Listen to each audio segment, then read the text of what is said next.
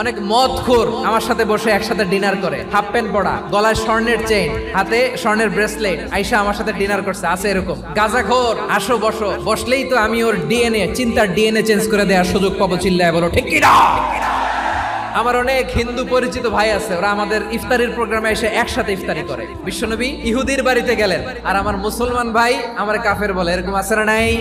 মুসলিমরা দেখতে পারে না, সহ্য করতে পারে। বিষ্ণু ইসা ইসলামের খাদেম ছিল ইহুদি, এতদিন খেদমত করলো, একদিনও বিশ্বনবী ওর কালিমার দাওয়াত দেয় নাই। কারণ কি? বিশ্বনবী একটা ভালো সময়ের অপেক্ষা করতেছিলেন, দায়ী সুযোগ খুঁজে কখন দাওয়াত দিলে ব্যাটে বলে হবে, ঝোপ বুঝে কোপ মারে। বিষ্ণু ইসা ইসলাম ভালো সময়ের অপেক্ষা করতেছিলেন, দেখি আস্তে আস্তে এমন সময় আসছে, ছেলে এবার মুমূর্ষ, যখনই টাইমিং পেয়েছেন দাওয়াত দিলেন, পড়ো লা ইলাহা ইল্লাল্লাহ। প্রতিবেশী ইহুদি হোক হিন্দু হোক, যাবেন, সুসম্পর্ক রাখবেন, উপহার দিবেন, বিপদে পাশে দাঁড়াবেন, অসুস্থ হইলে একটু আপেল নিয়ে যান, আঙ্গুর নিয়ে যান। ইসলামের বিউটি দেখে, সৌন্দর্য দেখে অবাক হবে, নসিব ভালো হলে কোনোদিন কালিমা পড়ে মুসলমান হয়ে যাবে।